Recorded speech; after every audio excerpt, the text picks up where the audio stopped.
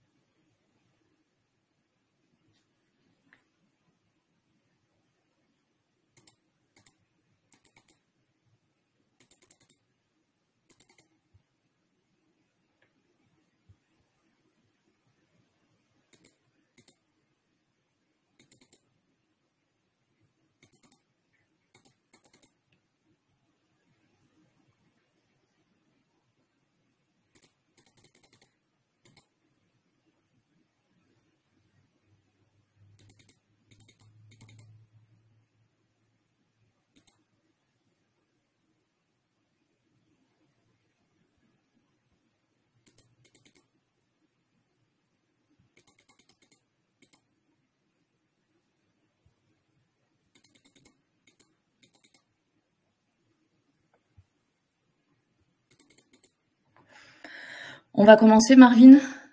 Oui, très bien. Qu'est-ce que tu en penses? Bon. Alors bonjour et bienvenue à tous. Donc je suis Stéphanie Petitot, chargée de prévention santé en entreprise au sein d'Aesio Mutuel. Et donc j'ai le plaisir de vous accueillir sur ce webinaire dédié au sujet de la mobilité au travail, donc risques professionnels et enjeux écologiques. Donc nous sommes ensemble pour une petite heure. Un replay sera donc disponible sur la plateforme Livestorm. Vous y aurez accès grâce au lien de connexion qui vous a été adressé. Et le support de présentation, si vous souhaitez y accéder, sera aussi mis à disposition et téléchargeable dans l'onglet APPS, si tout le monde voit cet onglet. Voilà, si vous avez des questions, donc ce sera dans l'onglet questions. Donc on essaiera d'y répondre avec Marvin au fur et à mesure du webinaire. Juste pour rappel, donc ce webinaire est proposé dans le cadre du programme Prévaesio, c'est l'offre de prévention d'Aesio Mutuel. Donc je me permets de rappeler rapidement les principes du service Prévaesio, donc qui est destiné à nos entreprises et associations adhérentes. Donc c'est une offre en 3 niveaux qui sont évolutifs et complémentaires, avec 3 enjeux de santé au travail autour desquels nous proposons notre accompagnement, donc la mise en conformité avec les obligations légales, la limitation à l'exposition aux risques professionnels et santé et bien-être des salariés. Donc, un premier niveau en inclusion qui donne accès à des dispositifs, informations, événements, outils qui sont gratuits et permettant ainsi aux entreprises d'initier, par exemple, une première démarche de prévention de façon autonome. Et ensuite, donc les 2 autres niveaux, c'est la proposition de la mise en place d'actions de prévention, donc personnalisées à l'entreprise en fonction de ses besoins et à destination des salariés. Donc, on a un niveau clé en main qui est en fait une offre catalogue qui porte sur les thématiques les plus souvent demandées en entreprise et permettant d'accéder à des tarifs préférentiels et à une participation financière d'Aesio Mutuel. Et donc, le 3e niveau, c'est un niveau sur mesure qui répond à toute demande d'entreprise souhaitant être accompagnée, soit en souhaitant aller plus loin dans une démarche de prévention, soit en abordant d'autres thématiques de prévention. Donc voilà, donc nous proposons aux entreprises de les accompagner dans la mise en place de ces actions avec la proposition d'un projet personnalisé en réponse à un besoin formulé. Nous faisons appel à des prestataires professionnels de santé de qualité qui interviennent en notre nom et à des tarifs préférentiels dont on fait bénéficier l'entreprise. Et donc l'accompagnement d'Aesio Mutuel est offert. Nous avons aussi donc la communauté des référents prévention à laquelle beaucoup d'entre vous sont déjà membres. Donc nous proposons aux personnes en charge de la prévention au sein des entreprises d'adhérer à cette communauté. Donc ce sont des personnes acteurs de la prévention. En adhérant à cette communauté, on vous donne accès à un accompagnement dans votre activité de préventeur au travers de newsletters, de flash info que vous recevez par mail, mais aussi d'outils pratiques qu'on met à votre disposition pour vous aider à mener une première démarche de prévention en toute autonomie au sein de votre entreprise. Donc, ce sont beaucoup des kits digitaux qui portent autour de certaines thématiques de prévention santé au travail. Donc, l'accès à ces kits se fait via un site dédié donc dans lequel d'ailleurs vous retrouvez toutes les informations, les outils. Donc vous avez normalement des identifiants de connexion pour accéder à ceci. Donc si vous les avez perdus, n'hésitez pas à m'en faire la demande, soit là par message sur l'onglet questions, soit par mail pour ceux qui ont mon adresse mail, ou sinon je la laisserai dans l'onglet questions. Voilà. Et puis en étant aussi adhérent à la communauté des référents prévention, vous avez aussi accès à des propositions d'ateliers d'échange ou des matinales de prévention. Donc voilà, donc c'est d'ailleurs dans ce cadre que le webinaire d'aujourd'hui est proposé, dans le cadre des matinales de prévention. Donc ce sont des rendez-vous qui sont proposés régulièrement pour aborder avec les personnes en charge de la prévention des sujets en lien avec la santé au travail ou en lien avec les actualités réglementaires. Donc ces webinaires sont animés par des experts intervenants professionnels et l'objectif de ces matinales, c'est de vous accompagner dans la prévention, dans vos démarches de prévention au sein de vos structures, en vous informant, en vous outillant autour du sujet de prévention. Donc on a choisi d'aborder le sujet de la mobilité sur un temps fort, donc en abordant aujourd'hui déjà le sujet via ce webinaire. Et puis ensuite, donc pour les personnes adhérentes à la communauté des référents prévention, vous allez recevoir prochainement des articles, une newsletter sur la mobilité et également un kit digital qui sera mis à votre disposition courant du mois de mars avec plein d'outils que vous pourrez utiliser aussi de façon autonome. Donc on y reviendra à la fin du webinaire. Voilà, et donc là maintenant je vais laisser la main à notre intervenant, donc c'est Marvin, qui est formateur en prévention du risque routier et écomobilité, et qui va nous parler des enjeux de la mobilité professionnelle en abordant à la fois le sujet des risques professionnels par la prévention du risque routier et l'enjeu écologique. Et peut-être aussi Marvin nous donner des pistes pour agir en entreprise, de bonnes pratiques aux dispositifs à mettre en place. Voilà Marvin. Ah, alors Marvin, par contre, je n'ai pas le son. Je ne t'entends pas. Alors qu'on entendait tout à l'heure. Ah, ça y est. Ça y est, c'est revenu. Okay, ouais. Super. Merci. Donc effectivement, avant d'introduire les enjeux de ce webinaire, il me semble, Stéphanie, qu'on peut préciser aux participants que le diapo est disponible dans l'onglet App, partage de fichiers, et après vous pouvez télécharger directement le support de la présentation. Donc je répète, donc vous avez le petit onglet application en bas à droite de votre écran. Ensuite, vous cliquez sur partage de fichiers et vous avez la possibilité directement de télécharger le support.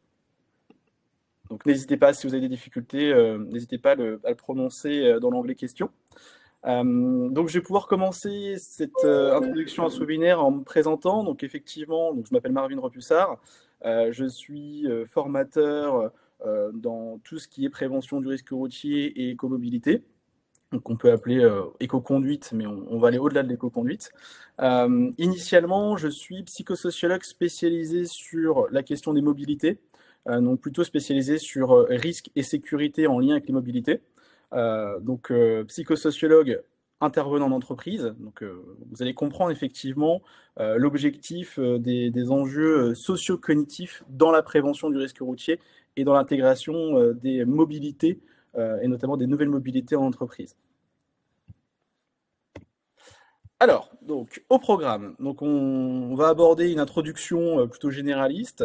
Ensuite, on va s'intéresser de manière un peu plus approfondie au risque routier professionnel. Ensuite, on va intégrer la question de l'éco-conduite, vraiment la question de l'écomobilité dans les enjeux professionnels. Et ensuite, si vous avez des questions, n'hésitez pas à la fin à poser vos questions. Alors, je vois que Laurence a des difficultés. Le téléchargement du support fonctionne, donc super. Donc, tout va bien au niveau de la technique. Vous arrivez à télécharger le support. Donc, ça, c'est top, c'est OK. Alors, je vous propose de débuter, d'aborder le vif du sujet. L'objectif de cette introduction, c'est de comprendre un petit peu quel est l'univers autour des mobilités et notamment la question des enjeux du risque routier professionnel. Effectivement, il y a des enjeux très très importants, effectivement des enjeux humains, des enjeux aussi économiques. Ça a des coûts monstrueux en entreprise, hein, la question des mobilités. Et effectivement, dans une démarche RSE, le coût humain est extrêmement important sur la question du risque routier, pas seulement la question des décès, mais aussi la question des blessés, et notamment des blessés graves. Alors effectivement, sur cette slide, il y a en tout cas un chiffre très très important. C'est un chiffre central. 37% des accidents corporels de la route impliquent au moins un usager en déplacement lié au travail. 37% des accidents corporels. C'est extrêmement important. On va essayer de creuser effectivement sur l'implication d'un usager en déplacement lié au travail. On va pouvoir découper ce que ça implique. Mais on voit qu'il y a une place très importante au niveau des accidents corporels de la sphère professionnelle, des déplacements professionnels. Alors justement, la question des déplacements professionnels, on va pouvoir la découper en deux parties. Donc les accidents liés au trajet domicile-travail, mais aussi lieu de déjeuner-travail, travail-lieu de déjeuner.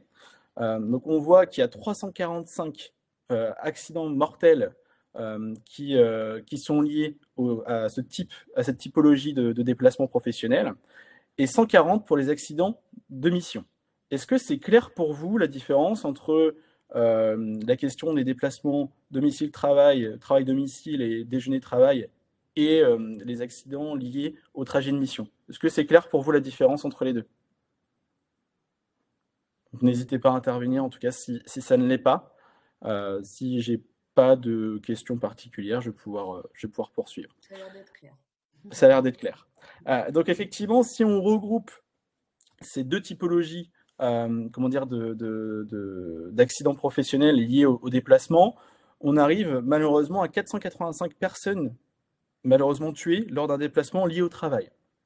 Ce qui représente, en tout cas dans la sphère des décès professionnels, donc on arrive à 30%. C'est-à-dire que les déplacements professionnels, en incluant les trajets domicile-travail, travail-domicile, on arrive à une stat qui est quand même très très très alarmante, c'est-à-dire que 30% de l'ensemble des accidents mortels liés au travail se passent sur la route. Donc c'est quand même considérable. Si je peux faire quand même un retour d'expérience avant d'aller plus loin, c'est vrai que, alors c'est uniquement un retour d'expérience, hein, je ne me base pas forcément pour le moment sur des stats précises. C'est vrai que selon les différents métiers, on va mettre en place des mesures de prévention très très importantes, par exemple en industrie, par rapport à la typologie des métiers. On va mettre en place, je ne sais pas moi, des actions de prévention aussi très concrètes, par exemple sur du risque chimique. Mais effectivement, la question du risque routier professionnel, encore aujourd'hui, il y a encore des manquements en termes de prévention. C'est-à-dire qu'effectivement, conduire, c'est une activité quotidienne, on conduit tous les jours.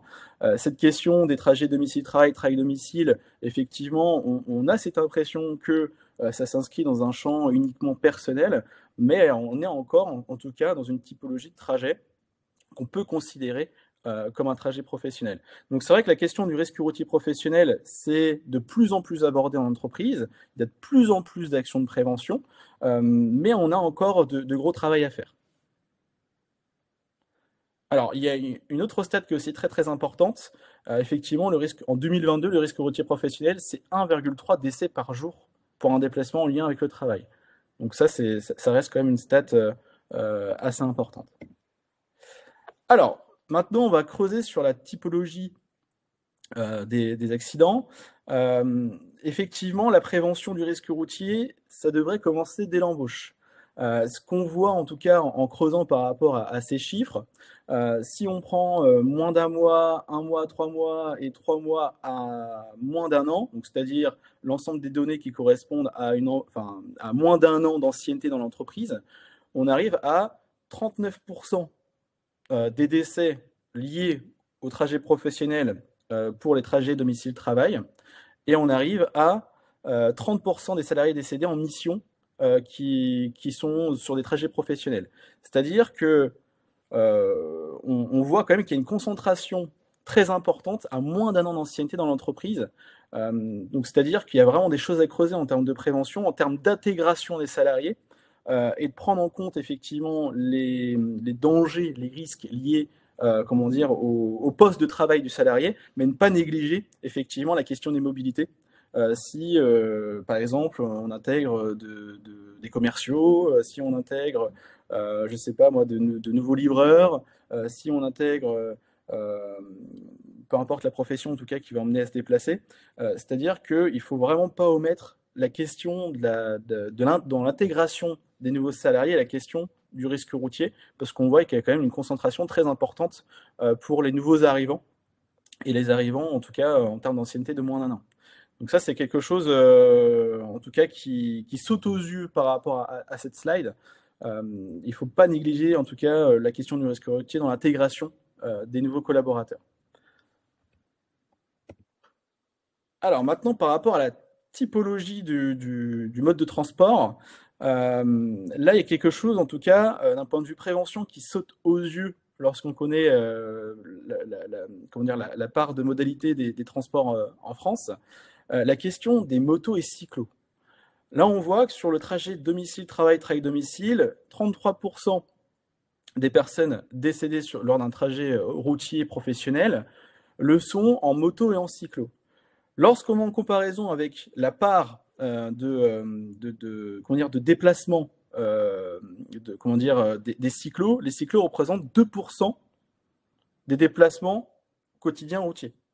C'est-à-dire qu'on arrive à 33% des décès pour 2% des déplacements. Donc c'est-à-dire qu'il y a vraiment une surreprésentation des motos et des cyclomotoristes, en tout cas en termes de décès professionnels. Donc effectivement, là, il y a quelque chose à creuser en termes de prévention, de vraiment intégrer la question des cyclos, des deux roues. On va préciser les deux roues motorisées, on va aller au sens large. On a une tendance à faire la prévention du risque routier. Et lorsqu'on dit risque routier, on a l'impression de risque routier, c'est risque automobile. Non, risque routier, c'est l'entièreté des déplacements, on va y intégrer également les piétons. C'est vraiment quelque chose de global. À partir du moment où on se déplace dans l'espace routier, on est sur du risque routier, mais on n'est pas uniquement sur du risque véhicule léger. Donc là, effectivement, il faut vraiment creuser sur cette question des motocyclistes et cyclomotoristes, parce qu'on est quand même sur 33% des décès pour 2% de la part des déplacements avec ce mode de transport. Effectivement, on voit aussi depuis quelques années une augmentation quand même significative des cyclistes et EDPM. Alors, c'est les engins de déplacement personnel autorisés. Donc, l'image qu'on se donne tout de suite, c'est effectivement les trottinettes électriques, par exemple.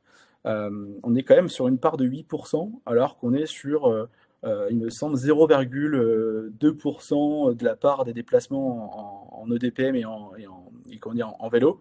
Donc, il y a quand même, encore une fois, aussi une surreprésentation des cyclistes et EDPM en termes de mortalité professionnelle par rapport à la part de déplacement. Là, les véhicules de tourisme, effectivement, là, il y a une certaine logique, parce que effectivement, les véhicules légers, on est sur la très grosse part des déplacements quotidiens. Maintenant, par rapport aux trajets professionnels, donc les trajets de mission, donc vraiment dans le cadre du temps de travail, là, on voit que effectivement, certains rapports s'inversent. Moto et cyclo, effectivement, il y a très peu de trajets dans le cadre professionnel en moto ou en cyclo. Moi, j'ai l'exemple, sans citer l'entreprise, une entreprise pour laquelle on est intervenu en prévention du risque routier, qui était en Île-de-France. Effectivement, des commerciaux qui se déplaçaient en moto, parce que c'était forcément plus rapide, un gain de temps. Effectivement, en moto ou en cyclo à Paris, on gagne beaucoup de temps. Ils ont tout simplement interdit à leurs commerciaux de se déplacer en moto et en cyclo, parce qu'ils se sont rendus compte que effectivement il y avait beaucoup trop d'accidents, et donc ils sont repassés soit en transport en commun ou soit en véhicule léger. Donc ça, c'est un exemple en tout cas d'une entreprise qui a agi et qui a malheureusement en tout cas qui a interdit le fait de se déplacer en moto parce qu'il y avait, en tout cas en Île-de-France, beaucoup trop d'accidents dans leur entreprise. Là, effectivement, en trajet professionnel, on voit, bon, pour la question des poids lourds, on passe de 0% à 33%. Donc ça, on voit effectivement, il y a très peu de personnes qui se déplacent en poids lourd, comment dire, pour se déplacer en tout cas au travail. Et effectivement, dans une forme de logique, en termes de trajet professionnel, il est peu étonnant de voir que ce sont les poids lourds, en tout cas, qui représentent le plus d'accidents mortels en termes de trajet de mission. Alors, donc on a Véronique qui nous explique qu'elle travaille dans une association d'aide à domicile et les salariés utilisent leur véhicule ou sont à pied quotidiennement. Alors effectivement, la question de la marche, merci Véronique, on voit que la marche, en tout cas, est quand même plutôt représentée, hein, plutôt représentative en termes de trajet de domicile-travail et en trajet professionnel.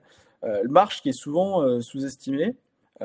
Il suffit de voir, en tout cas, si on sort un petit peu du cadre professionnel, dans l'imaginaire collectif, si j'ai bu de manière quand même significative, en tout cas, si j'ai consommé de l'alcool, en tout cas par rapport à ce que je ressens comme étant une consommation excessive par rapport à la loi, je vais me dire, bah, écoutez, je ne prends pas ma voiture, par contre, je vais rentrer soit en vélo ou soit à pied.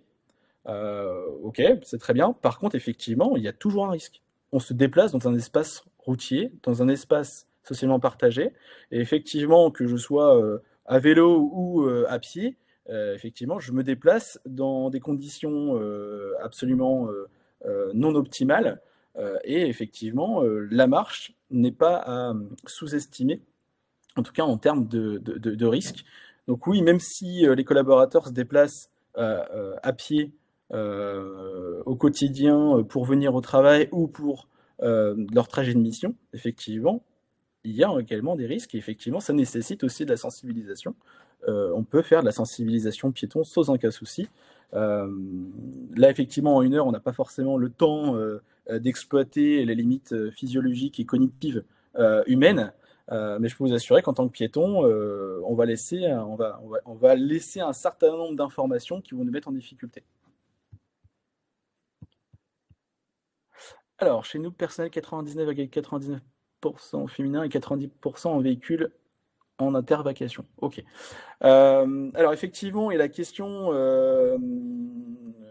homme-femme, alors là, on n'aura pas forcément le temps de l'exploiter, mais effectivement, nous ne sommes pas égaux face, en tout cas, à la perception du risque, à la prise du risque qui en découle.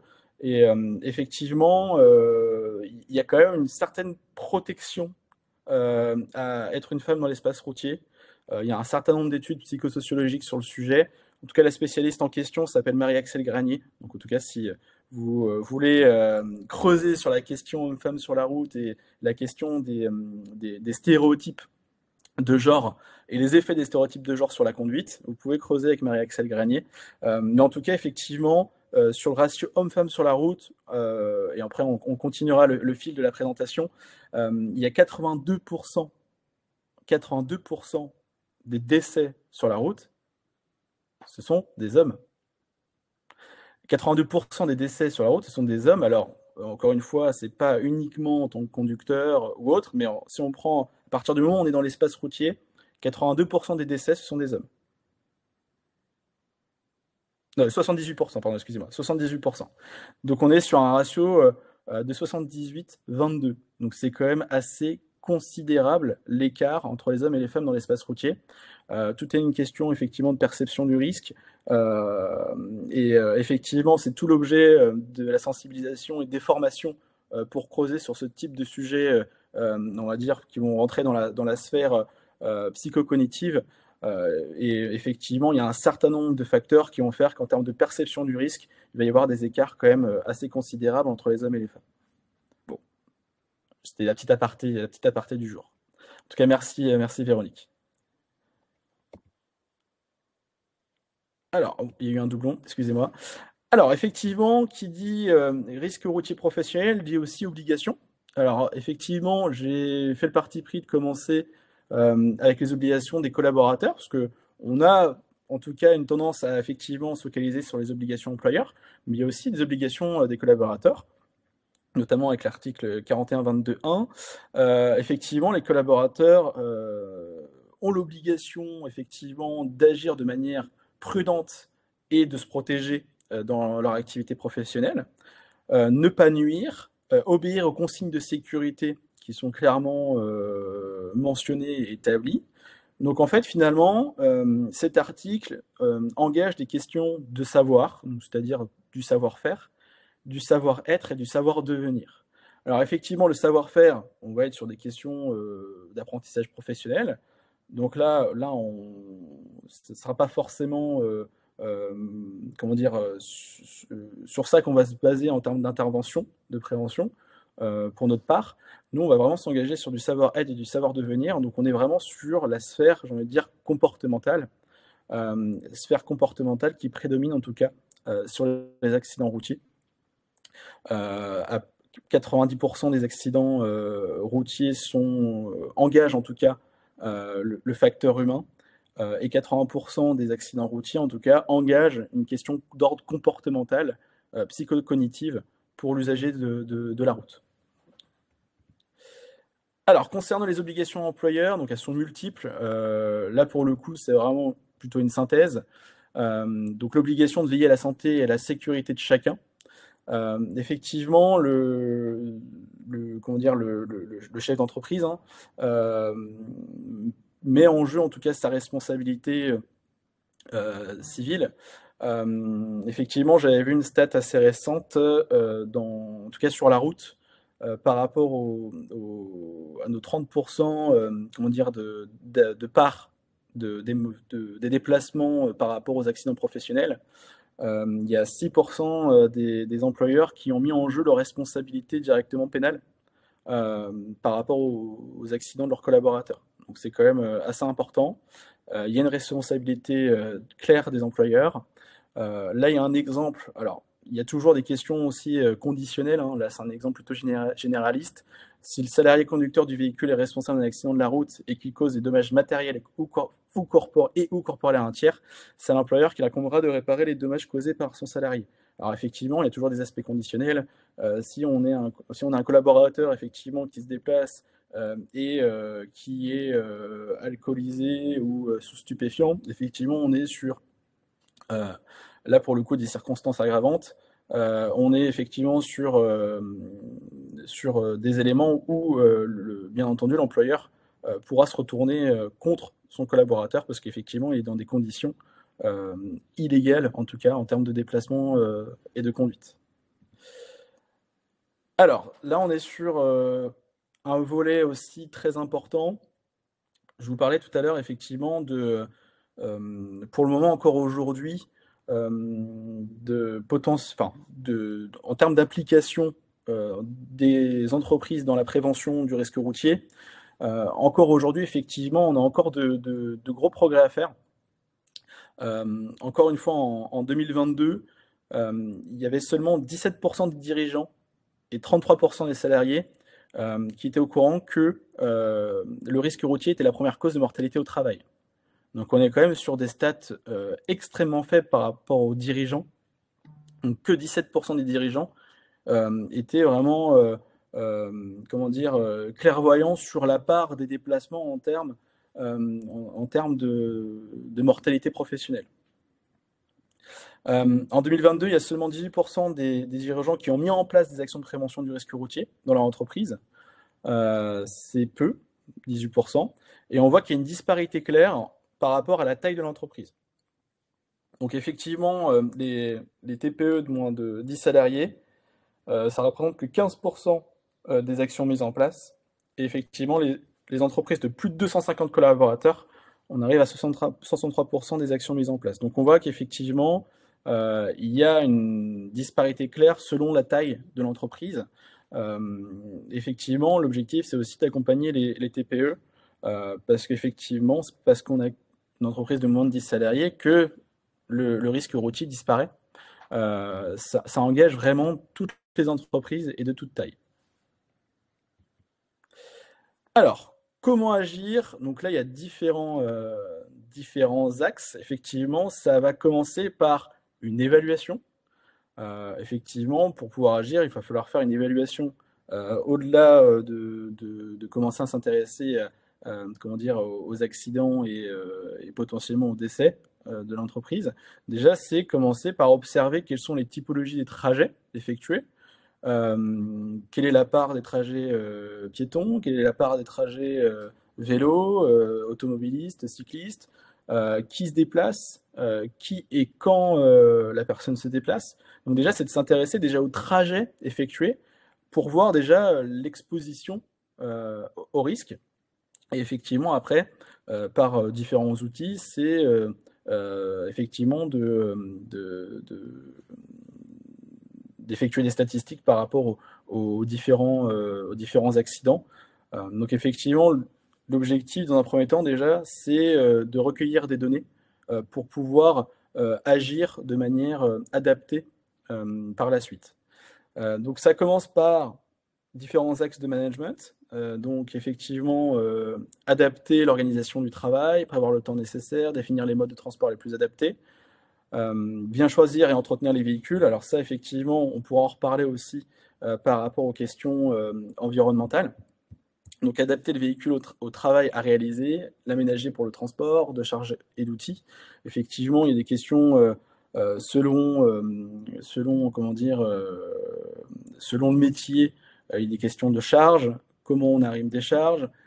Si, par exemple, je prends l'exemple d'une entreprise en plomberie chauffagiste, comment j'aménage mon fourgon pour éviter de me retrouver en difficulté. Donc ça, c'est vraiment très important sur le choix du véhicule et comment j'aménage mon véhicule et comment aussi j'arrime les différentes charges dans le véhicule. Après, il y a l'axe de communication, effectivement, et aussi les compétences de chacun. Oui, effectivement, il y a le chef d'entreprise qui est le garant de la sécurité de ses collaborateurs, mais il est aussi très très important de sensibiliser les managers, les membres du CSE, responsables parc, et effectivement l'ensemble des salariés aux bonnes pratiques. Effectivement, former les managers à la prévention du risque routier, c'est essentiel et c'est un gage en tout cas de qualité parce qu'ensuite, effectivement, les managers, les référents prévention, par exemple dans l'animation des quarts d'heure sécurité, dans le management au quotidien, effectivement, à comprendre comment on prend des risques sur la route, c'est aussi au quotidien semer des petites graines et agir sur la prévention du quotidien. Alors, toujours sur les obligations employeurs, effectivement, la question du document unique. Donc là, je vous ai mis un article de loi. Bon, on va pas se focaliser là-dessus, mais le tout, en fait, c'est de comprendre que on peut intégrer les questions de la prévention du risque routier dans le document unique. Effectivement, on va voir par la suite comment. Mais comme la slide précédente, est-ce que le risque routier, on va l'engager comme un risque à part? Bon, effectivement, nos 30% de mortalité liée aux mobilités nous engagent à dire que oui, effectivement, on devrait peut-être le prendre à part. Et pour le coup, on va voir par la suite comment déployer une politique de prévention du risque routier en entreprise. Alors, bon, vous l'avez compris, donc phase développement, donc on est partenaire en tout cas d'Aesio Mutuel par rapport à la question de la prévention du risque routier. Donc nous, on se base sur la norme AFNOR NF X50-162. Effectivement, ce référentiel AFNOR va nous servir en tout cas de guide pour pouvoir mettre en place un accompagnement global par rapport à la politique de prévention du risque routier. Donc nous, on va appeler ça un plan de prévention du risque routier en entreprise, donc un PPRR. Et donc ce référentiel AFNOR va nous servir de base, en tout cas, pour établir ce plan de prévention du risque routier en entreprise. Donc ça commence par un niveau 1, donc établir une prise de conscience, en tout cas, du risque routier en entreprise. Un niveau 2 qui correspond à l'amélioration des compétences. Et un niveau 3, donc établir une modification durable de la prise en compte du risque routier pour l'ensemble des collaborateurs. Alors, donc ça se traduit comment? la mise en place d'un plan de prévention du risque routier. Donc déjà, avant d'effectuer la traduction par rapport au niveau, donc effectivement, c'est effectuer un état des lieux, comme je vous l'ai dit tout à l'heure, par rapport au déplacement, par rapport aux accidents, différentes catégories d'accidents, qui soient matériel léger, matériel lourd, qui soient blessés légers, blessés graves, accidents mortels, malheureusement. Donc déjà d'établir un état des lieux, d'avoir des données concrètes pour pouvoir agir. Et ensuite, effectivement, par rapport aux différents niveaux, les traductions possibles en termes d'intervention. La prise de conscience peut se faire par différents ateliers de prévention. Donc ça peut être voiture tonneau, atelier simulateur de conduite, réalité virtuelle, webinaire, flash prévention. Donc il y a différentes modalités, donc modalités présentielles et modalités aussi effectivement distancielles. Le deuxième niveau, donc effectivement, on va plutôt s'intéresser à de la formation, donc formation théorique, aussi l'association théorique et pratique, une formation distancielle, charte du conducteur. La charte du conducteur, en fait, ça représente un engagement. Donc là, on est sur la théorie de l'engagement, et ça marche plutôt bien, en tout cas, pour initier une politique de prévention. Et la question aussi distancielle, e-learning, plutôt aussi facile d'accès, le e-learning. Et le niveau 3, effectivement, dans cette globalité donc de l'état des lieux et cette politique d'accompagnement, il y a aussi un point très important sur le suivi post-accident. Effectivement, c'est qu'est-ce qu'on fait lorsqu'il y a un accident? Ça ne s'arrête pas là, en tout cas la politique de prévention, on va suivre, on va effectivement essayer de comprendre pourquoi, comment, même si avec l'expérience on sait un petit peu ce qui va en devenir, mais effectivement c'est accompagner les personnes qui ont un accident. Donc déjà comprendre, établir un arbre des causes, mais aussi d'accompagner, parce qu'effectivement une personne qui va avoir un accident dans l'espace routier, parfois il est aussi très compliqué de reprendre son activité, d'automobiliste, cycliste. Effectivement, on peut avoir des dommages au-delà de corporel, on peut aussi avoir des dommages d'ordre psychologique. Effectivement, il y a aussi cette politique d'accompagnement. Oui, il y a un accident, mais derrière, qu'est-ce qu'on fait pour que le collaborateur puisse reprendre son activité dans les meilleures conditions? Alors, donc pour le moment, est-ce que c'est clair pour tout le monde? J'ai perdu personne? J'en profite de cette transition pour m'assurer que c'est clair pour tout le monde. On est tous là, Marvin, je crois. Ouais, tout le monde est là, c'est bon. J'ai perdu personne. C'est important de savoir si ça va trop vite. En tout cas, si jamais ça va trop vite, n'hésitez pas à le dire. Et on va pouvoir poursuivre. Alors, donc là, on sort un petit peu de l'aspect macro, donc vraiment l'organisation, la planification, la prévention du risque routier en entreprise. Là, l'objectif, en tout cas sur cette séquence, c'est d'essayer de vous transmettre un petit peu notre politique de prévention, qui s'inscrit vraiment sur un ordre psychocognitif, parce qu'effectivement, comme on l'a évoqué tout à l'heure, plus de 80% de la sinistralité routière s'engage sur un axe comportemental. Alors oui, effectivement, le savoir-faire, c'est plutôt l'auto-école qui va engager le savoir-faire, parce qu'on apprend à conduire.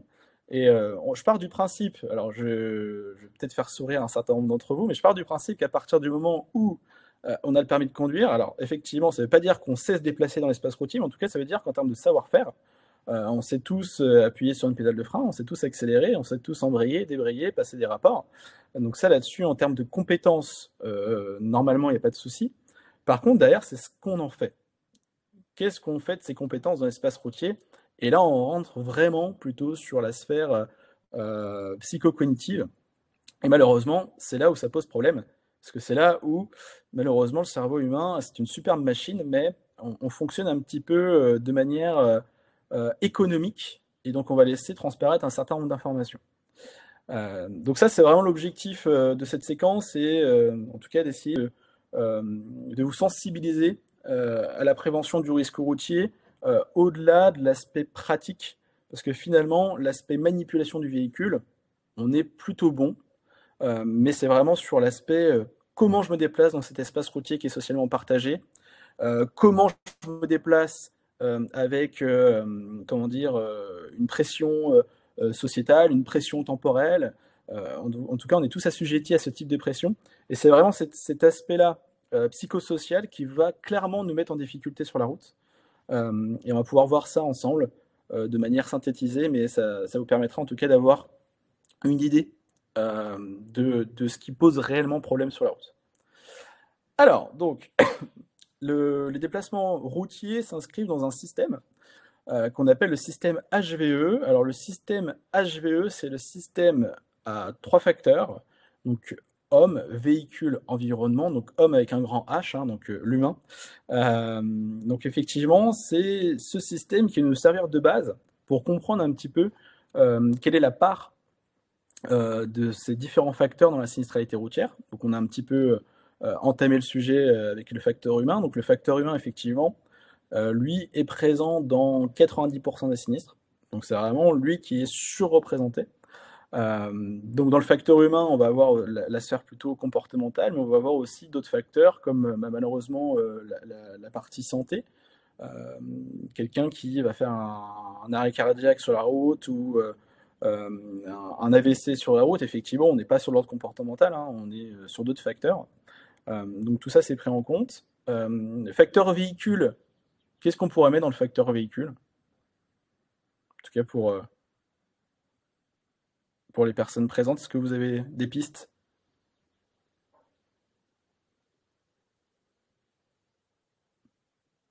Alors, par rapport au facteur véhicule, alors effectivement, la question du contrôle technique, la vétusté, la sous-pression des pneumatiques qui sont fortement usées, véhicules non adaptés, effectivement aussi. Alors, donc facteur véhicule, donc c'est tout ce qui va être en lien avec le véhicule. Au-delà de ça, lorsqu'on creuse finalement, bon, tout ce qui va être vétusté du véhicule, mauvais entretien du véhicule, on peut se poser la question, est-ce qu'il n'y a pas quand même une part de facteur humain, c'est-à-dire vraiment une décision humaine? Alors bien entendu, il peut y avoir des problématiques financières, mais on est quand même sur ces questions de vétusté du véhicule et d'entretien, sur en tout cas une décision humaine de faire ou de ne pas le faire. Donc effectivement, on est sur du véhicule, mais derrière, lorsqu'on creuse un petit peu, il y a quand même un petit peu de l'ordre comportemental, c'est-à-dire d'agir directement sur l'entretien de son véhicule. Le facteur environnement, donc c'est tout ce qui va être lié aux infrastructures, tout ce qui va être lié aussi aux facteurs météorologiques, tout ce qui va être lié aussi à nos amis, en tout cas en campagne, j'allais dire, mais bon, même maintenant aujourd'hui, dans les centres-villes, nos amis sangliers, chevreuils ou autres. Donc tout ça, ça va être dans la part facteur environnement. Mais lorsqu'on creuse effectivement, l'accident, lui, il va être comment dire, plurifactoriel. Donc ça va être vraiment la somme de différents facteurs. Il y a rarement, voire même jamais, un seul facteur dans un accident, mais avec une prédominance en tout cas du facteur humain. Alors, donc là, je vous ai affiché à l'écran un gros mot. Est-ce que vous avez déjà entendu parler du terme homéostasie? Est-ce que ça vous parle, l'homéostasie? Est-ce que vous avez déjà entendu parler de ça ou pas du tout?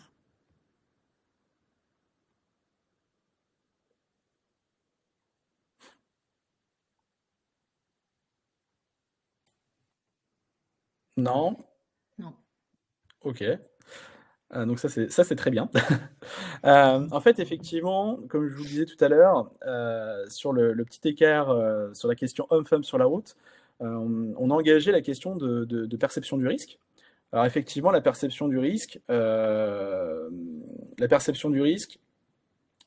y a un biais cognitif derrière.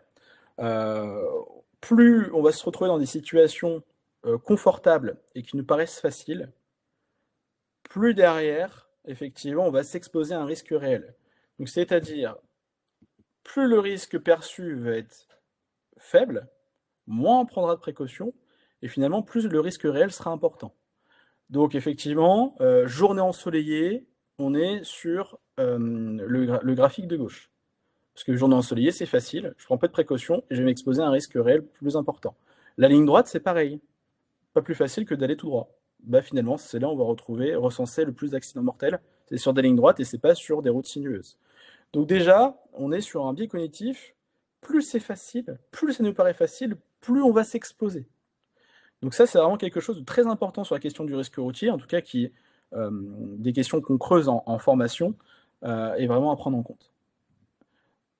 Donc je vais avancer parce que je vois que le temps passe très vite. Ah oui. On Très partage très pas très la vite. vidéo du coup, Marvin. Ouais, non, on La va gagner du temps, effectivement. Ouais. Ouais. Donc Ça il passe reste un très très quart d'heure. vite. Et on va passer aux enjeux de l'écomobilité. Donc effectivement, sur la question du risque routier, il y a de nombreuses choses à creuser sur le plan cognitivo-comportemental. Donc ça, c'est bon, l'objet de la sensibilisation des formations. Maintenant, on va passer à la question des enjeux de l'écomobilité. Et effectivement, en 2019, il y a la loi L'Homme. Je pense que vous en avez entendu parler. En tout cas, si c'est pas le cas, c'est vraiment quelque chose à prendre en compte, en tout cas, sur la question des mobilités. La loi L'Homme, en fait, c'est la loi d'orientation des mobilités. Et donc, elle engage une transition dans nos transports vers une mobilité plus douce. Lorsqu'on creuse, effectivement, il y a une multitude de points engagés sur cette loi L'Homme. Donc là, j'ai fait un condensé, en tout cas, des plus importantes pour nous par la question des transports. Effectivement, des déplacements domicile-travail plus propres et au cœur du dialogue social. Effectivement, l'objectif, c'est pour les entreprises de plus de 50 collaborateurs. Effectivement, la question de domicile-travail, c'est une thématique qui, en tout cas, est ouverte au dialogue social en tout cas pour une meilleure organisation des trajets domicile-travail. Il y a aussi effectivement les PDU. Donc les PDU laissent la place au plan de mobilité.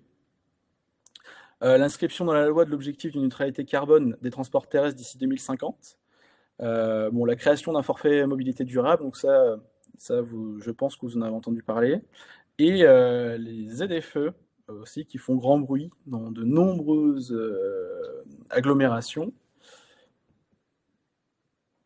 Et maintenant, on va s'intéresser aux obligations concernant les entreprises, donc là les entreprises privées, par rapport à cette question effectivement de la flotte automobile. Donc là, je vous ai mis les différents articles que vous pouvez retrouver sur Légifrance sans aucun souci. Donc depuis 2024, les entreprises privées ont pour obligation d'avoir 20% des véhicules de leur flotte à faible émission. D'ici 2027, on passera à 40% et à 70% en 2030. Ce qui est important de comprendre, c'est que ce n'est pas sur l'entièreté du parc, mais c'est uniquement sur la part renouvelée chaque année du parc automobile. Donc c'est-à-dire que, par exemple, si j'ai 10 voitures en 2024 renouvelées, donc j'ai 2 voitures, en tout cas 2 véhicules de la flotte qui doivent absolument être à faible émission. Ce que vous voyez un petit peu le principe, c'est vraiment sur les véhicules renouvelés et non sur l'entièreté du parc automobile. Donc ça concerne en tout cas pour le moment les entreprises comportant au moins 50 collaborateurs et une flotte de plus de 100 véhicules de moins de 3,5 tonnes. Alors maintenant par rapport à la commande publique, pour l'État, ces établissements publics jusqu'à fin 2026, c'est au moins 50% des véhicules renouvelés annuellement qui doivent être des véhicules à faible émission. À partir de 2027, on se passera sur 70%. Donc ça, c'est vraiment par rapport à l'État. Par rapport aux collectivités territoriales, donc tout ce qui en découle par rapport à ces collectivités territoriales, jusqu'à fin 2024, on était sur 30% des véhicules renouvelés annuellement donc qui devaient être des véhicules à faible émission. Et à partir de 2025, on passe sur une part minimale de 40%. Donc là, on va faire le distinguo entre les véhicules à faible émission. Donc ça correspond à un nombre de kilogrammes de CO2 émis. Donc il y a une fourchette. Et les véhicules à très faible émission, ce sont soit des véhicules électriques ou soit des véhicules à gaz, donc avec les différents gaz possibles. Donc là, on est vraiment sur du véhicule avec zéro émission de CO2. Donc les véhicules à très faible émission de CO2, donc on est soit sur du véhicule électrique, soit sur du véhicule hydrogène ou véhicule, en tout cas, ayant pour carburant sur base de gaz. Donc en complément de tout ça, à partir de 2026, les collectivités territoriales doivent avoir au moins 37,4% des véhicules renouvelés qui devront être des véhicules à très faible émission. Alors, donc sur le même principe que sur le risque routier, en tout cas, comment agir sur la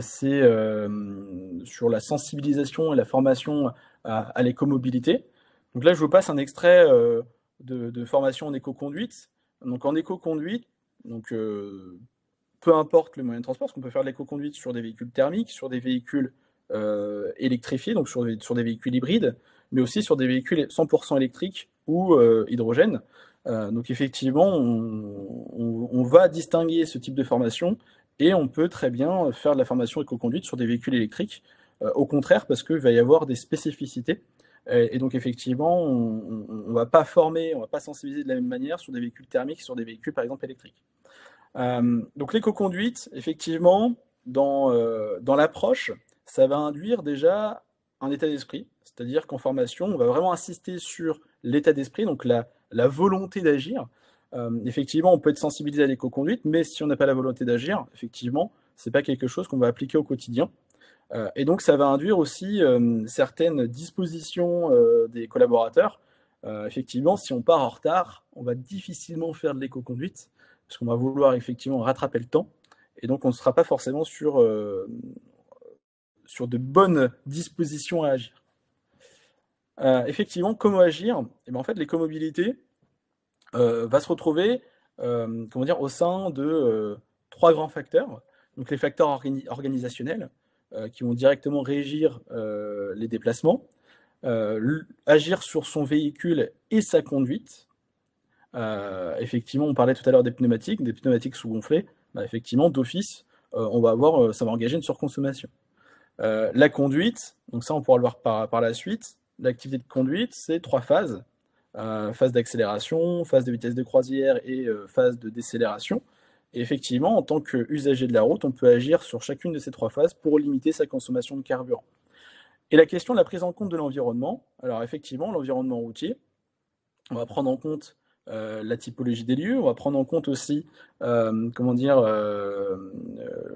typologie des lieux. Est-ce que c'est une route vallonnée? Est-ce que c'est une route qui est extrêmement plane? Donc effectivement, dans l'éco-conduite, on va prendre en compte aussi l'environnement, parce que l'environnement peut être une aide, en tout cas, à limiter sa consommation de carburant. Alors, par rapport aux véhicules et au temps qui me reste, comme je vous l'ai expliqué, effectivement, l'activité de conduite représente 3 phases. Et ce qui est intéressant sur ce type de formation éco-conduite, c'est que très rapidement, on voit qu'il y a une représentation sociale de l'éco-conduite qui est totalement en contradiction avec ce qui est préconisé par les constructeurs automobiles. C'est-à-dire qu'on se représente plutôt l'éco-conduite comme étant une conduite, je mets des gros guillemets, une conduite de ce qu'on peut se représenter un senior. C'est-à-dire que clairement, l'éco-conduite pour les personnes qui n'ont jamais été sensibilisées, ça représente une conduite entre guillemets dite senior, donc une conduite, et là on voit tout l'intérêt des stéréotypes associés aussi aux seniors, c'est qu'on généralement on associe l'éco-conduite comme étant une conduite lente et peu dynamique. Et bien, finalement, dès le début de la formation d'éco-conduite, on se rend compte que en fait finalement l'éco-conduite c'est plutôt l'inverse, c'est plutôt une conduite dynamique. Une conduite dynamique et anticipative. C'est-à-dire qu'un certain nombre de personnes est plutôt réfractaire à s'engager dans des sensibilisations à l'éco-conduite parce que pressé, parce que moi sur la route, j'ai pas le temps. Bah, finalement, on se rend compte que l'éco-conduite, c'est dynamique. Donc ça peut être clairement une conduite plaisante, une conduite plaisir. Tout l'intérêt de ce type de sensibilisation, c'est de casser un petit peu les idées reçues sur ce qu'est l'éco-conduite. Donc c'est une conduite clairement dynamique.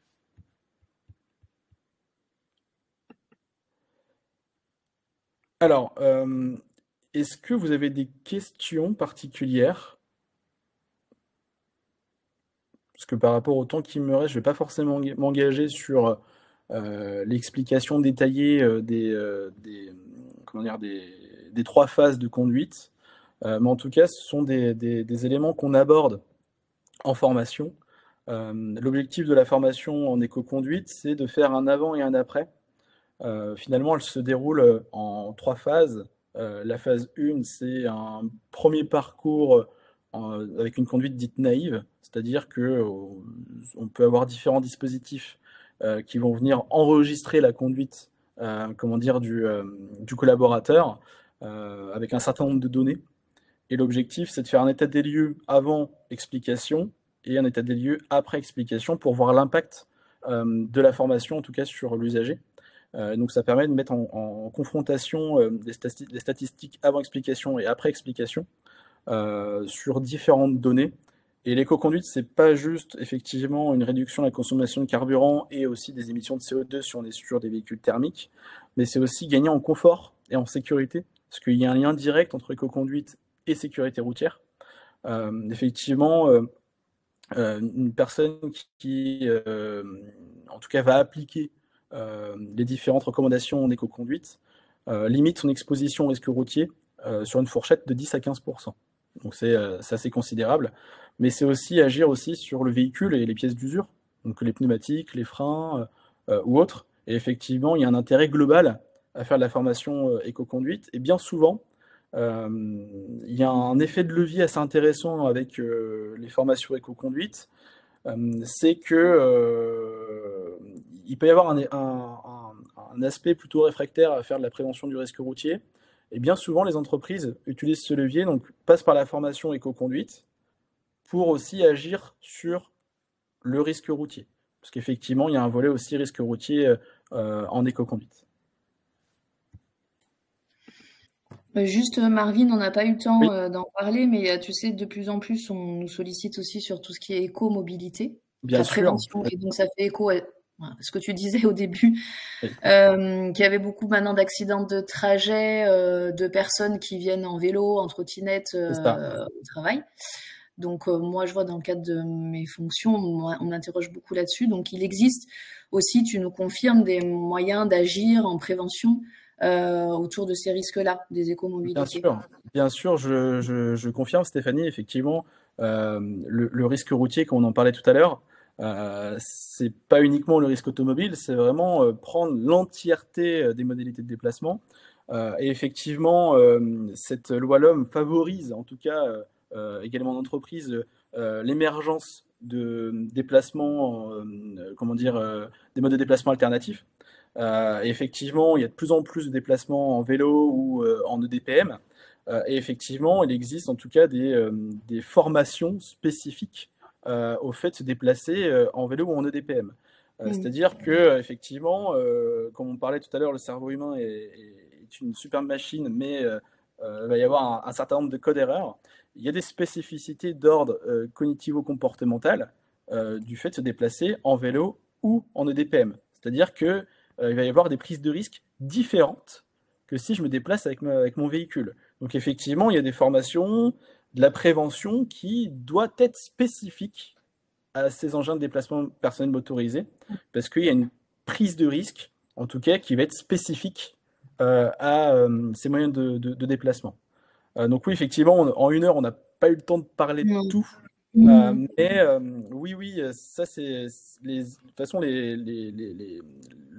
cyclistes et les EDPM, en tout cas dans l'établissement d'un plan de prévention du risque routier, c'est quelque chose qui va être abordé de manière à part parce qu'on ne va pas forcément engager la même sensibilisation ou les mêmes formations parce qu'il va y avoir des risques spécifiques. Donc oui, merci, Ok. merci Stéphanie de l'avoir abordé parce qu'effectivement, c'est un point très important. Favoriser comment dire, les engins de déplacement à faible émission, les moyens de déplacement alternatifs. Donc ça, c'est très très bien. Par contre, ça doit être accompagné effectivement d'une prévention spécifique. Très bien, merci Marvin. Et alors très rapidement, puisqu'on arrive à la fin, c'était juste pour informer donc les participants qu'un kit sur la prévention du risque routier va bientôt vous être proposé. Donc c'est un kit qui a été créé en partenariat avec Phase Développement justement, donc par Aesio Mutuel en partenariat avec Phase Développement.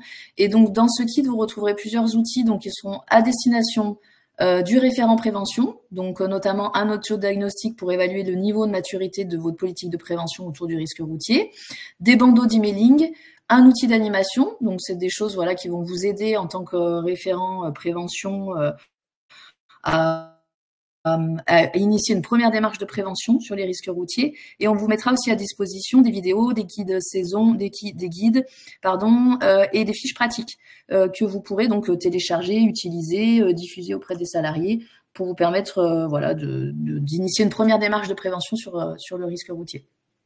Voilà, donc ça, vous serez informé prochainement par mail et ils seront à disposition sur l'espace dédié aux membres des référents prévention. Et puis vraiment pour finir, pour information, la programmation de nos prochains événements au titre de la communauté des référents prévention. Donc je pense à retenir surtout, c'est au mois de mai, on va vous proposer un temps fort sur la santé mentale. Donc c'est la grande cause nationale cette année de la santé mentale. Et donc il y aura un webinaire sur prévenir la santé mentale en entreprise le 15 mai. Et on proposera aussi un atelier d'initiation au premier secours en santé mentale. Voilà, et quoi d'autre, les thématiques sécurité au travail en juin, et plutôt sur la fin de l'année, on sera sur les thématiques accompagnement, retour dans l'emploi. Voilà, si vous avez des questions, alors, Madame Mignec, quand les outils seront-ils disponibles? Courant mars. Vous allez recevoir là bientôt la newsletter sur la thématique des mobilités, et dans la newsletter, on va vous mettre justement le kit, je pense. Puis on vous l'enverra par mail. Moi, je referai une communication plus personnelle de ma boîte mail aussi. Ça sera les matins, le 15 mai. Les webinaires, en général, ils sont proposés en matinée, comme ici, là, de 9h à 10h. C'est notre tranche horaire. Voilà, merci aussi Hervé. Et merci Marvin. Du coup, pour ta présentation. Merci à tous pour la participation. Si besoin, mon adresse mail, c'est stephanie.petito@aesio.fr. Voilà. Merci. À bientôt tout le monde. Au revoir Marvin. Bonne journée à tous. Merci à vous. Bonne journée. Merci. Au revoir.